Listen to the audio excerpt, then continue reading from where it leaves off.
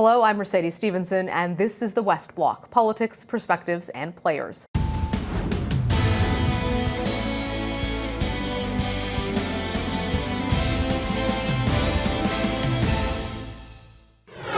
Turkish President Recep Tayyip Erdogan met with U.S. President Donald Trump at the White House last week.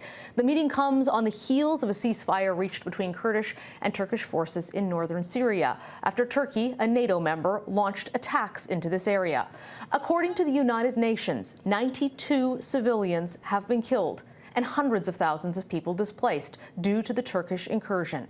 Despite President Trump's praise for Turkey, many within the international community are asking if Turkey should be allowed to remain in NATO. Joining me now is Turkish Ambassador to Canada, Kerim Uras. Thank you very much for joining us, sir. Thank you. The Turkish government has made incursions into northern Syria, holding a few kilometers on that side of the border, about 10 or 20. Can you tell me what the status of the territory is right now there for the Turkish government and what your intentions are in terms of the future for that territory? Sure. Well, you know, we have a long border with Syria. It's 911 kilometers to be precise. This safe zone would be 444 kilometers. And now we have reached into a depth of about 30 kilometers along that 400 kilometers. So it's a long strip of land we're talking about. And we have now cleared that area from the terrorist organization. At first, when our operation started, there was, of course, the civilians were getting out of harm's way and moved. But now they have moved back. And now we are in the phase of picking things up and like repairing water, distributing medicine, aid, food, and returning the area to normal. The United Nations says that 200,000 people have been displaced as a result of that operation, and that Turkish allies who have been operating on behalf of the Turkish military have been responsible for extrajudicial killings, beatings, abuse, disappearances. Are those the methods that Turkey approves of? Of course not. And we are very meticulous to uphold international law and humanitarian law.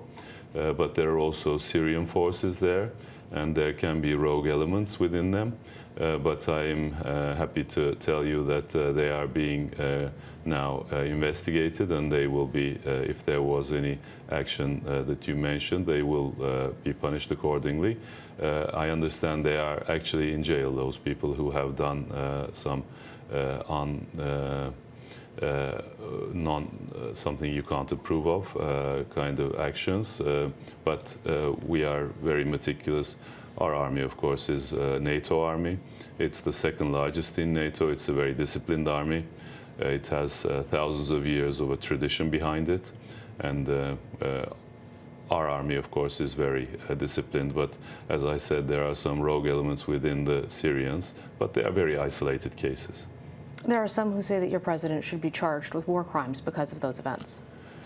Well, there are also those like President Trump, who said he's a great leader, he did a great job, and the ceasefire is holding. So I don't know who you take your cue from, but I would say, of course, there are those who complain, those who wanted to establish a separatist Kurdish state in Syria, carve up the country. Of course, they are not happy with our operation, and that's understandably so. But we are, I would like to underline, we are not against the Kurds per se. We have no issue with them. We are against a terrorist organization, a proscribed terrorist organization, full stop. Well, one of the individuals leading the Kurdish forces in that area, General Mazlum Kobani Abdi, he was the leader of the Syrian Democratic Forces, a key ally of the United States and of NATO in fighting ISIS. Your president has called him a terrorist. Indeed. And now he showed actually President Trump a video about his actions, and he's responsible for the killing of a few hundred civilians, plus NATO army members, which are from the Turkish army. And it was quite convincing. So I understand they also shared that video with the senators they met in Washington recently. They were so convinced that they put a hold to one of the resolutions they were taking to the Senate. So This person, we know, he has a very thick file with us. He's not even a Syrian, he's a Turkish citizen.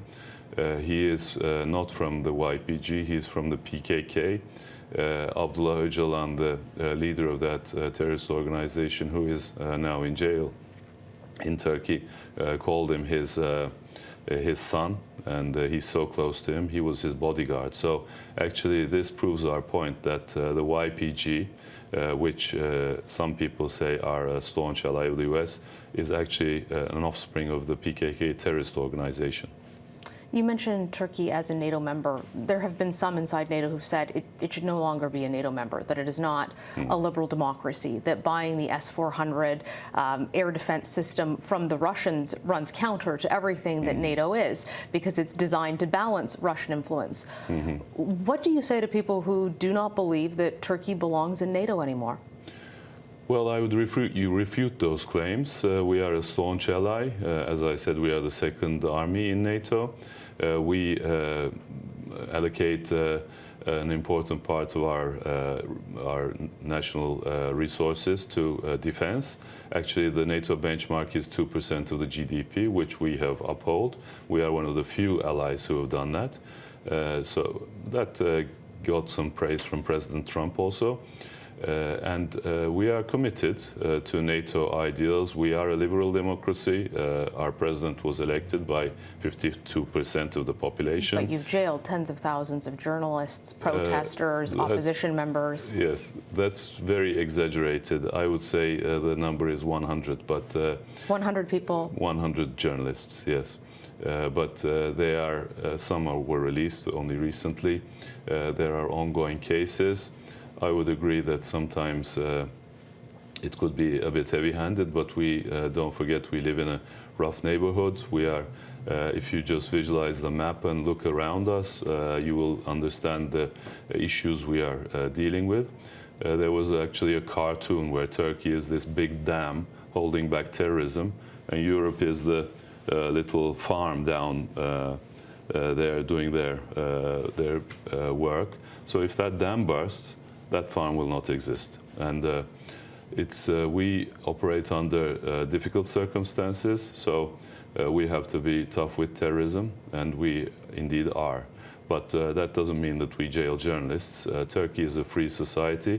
Even the PKK, the proscribed terrorist organization, runs a daily newspaper in Turkey under the name Yeni Yaşam, which is an offspring of that organization. But the freedom of press allows it to function.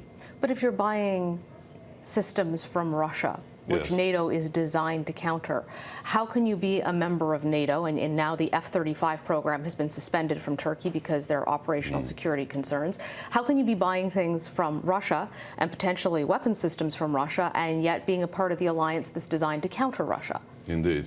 Well, it's not unprecedented. Greece has S-300 since '99, and they are stationed on Crete. I was the Turkish ambassador to Greece before this, and they tested them when I was there. And they were even going to put them on a National Day display, but they removed them. So it's not unprecedented for NATO to have these. We are now in the process of coordinating that with our staunch ally, the US. And of course, it's not our first choice. It was a necessity for us. For many years, we tried to buy the Patriots. They were subject to Congress approval. The price was not good, and the sharing of technology was not good. But still, we have said, our president has said that we are ready to buy also Patriots. And we are trying to work a way how to manage the S-400s together with the F-35s within the same theater. But it's a national security matter for us. And as I said, if you visualize our neighbors, you will understand why. Can NATO members trust Turkey, though, if it's working so closely with Vladimir Putin? Of course, why not? We can be friends with, we can be in NATO, be friends both with the US and Russia, and engage constructively. That does not mean we are 100% in line with NATO, with Russian policies, and we like everything they stand for and do. We have our own issues with them. Like if you ask a Russian diplomat, I'm sure he will tell you at least a list of 10 issues which we don't see eye to eye, like Ukraine being one of them, Cyprus being another, and the list is quite a long one. But on the other hand, we are in the same neighborhood. It's a very important country. We have to have a minimum relationship and coordinate, and our coordination in Syria is actually going quite well. One of the consequences of your incursion into Syria has been that you've come into responsibility for a number of former ISIS fighters because the Kurds had camps there. Do you know if you have any Canadian citizens among those ISIS fighters? I do. Well, we don't. Now we have acquired, let's say, 287, if I'm not mistaken, Daesh prisoners. Actually, they were set free by the YPG while they were withdrawing. Canadian prisoners? No, Daesh prisoners.